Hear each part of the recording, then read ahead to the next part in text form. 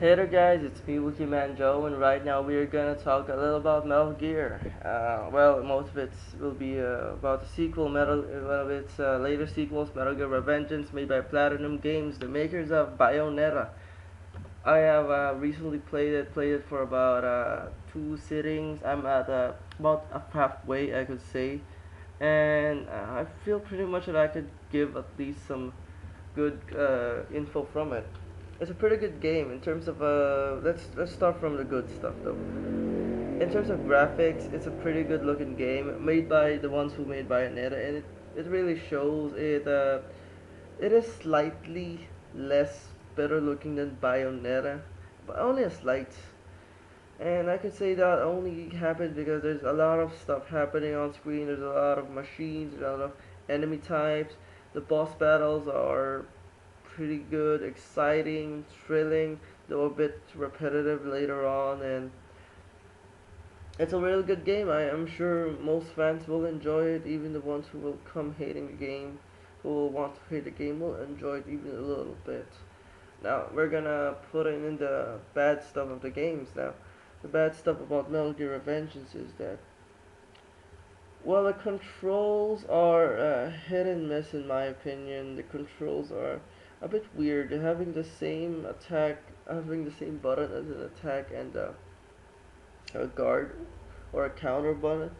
I don't know. I wouldn't do it that way. I'd rather have the God of War style controls where having one button be guard or and one button be or one like the right Alex to be the dodge button was pretty solid for me. So having this kind of gameplay controls is it's just kind of weird, and the guard itself is a hit or miss.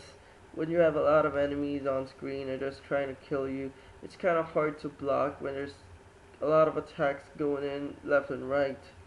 And it doesn't really help that a lot of your attacks, about 60% or 70% of your attacks are completely uninterruptible. Therefore, you have I find myself just doing the small interruptible attacks whenever I'm fighting enemies that do a lot of damage. And that kind of made the game suffer for me since I'm not doing any big combos on big enemies. I'm just kind of scratching them a bit until I could one hit kill them with my Zandatsu or my slash and take. The camera of the game is a type of camera where you can control with the right analog stick. Now that is good and bad at the same time for me because it's good when it works and it's bad when it doesn't. And you know how bad a camera is when it's trying to fight control of you. Half the time I feel I'm in control, I feel great, I feel like I'm playing the game, I'm like a fucking badass Raiden, a badass ninja cyborg guy. But sometimes when there's a big enemy, they're just like jumping around stuff. The camera, it feels like you're fighting control on the camera. You're fighting for the control of the camera, and that's a bad thing. It frustrates the players. It frustrates the. It stops the fun of the game. It just makes you want the battle to just end. And that is in my opinion, by the way. So that is not a big fact. People could see it other ways. Maybe I just suck at the game. Who knows? And another thing about the game that suffers for me is replayability. There is a lot of replayability in the game, having VR missions as sort of a side missions that you collect in game that you can do later on.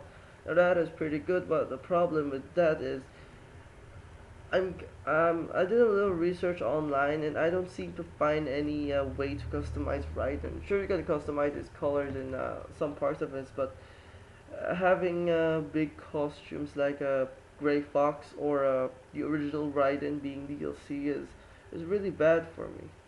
I mean, back in the day we were playing games and getting more content for the time we played, and we even played more because of that. Now they're just putting a price on everything we used to have for free. I just don't get it.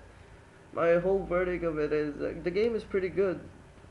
Hack and slash games will enjoy it, not as much as God of War and Devil May Cry or Bayonetta, but they will enjoy it. Metal Gear fans will enjoy it. Hardcore Metal Gear fans will enjoy it. But the problem is I don't think the casual gamer will like this game too much. It will just, for me, it will just come off as a generic hack and slash game.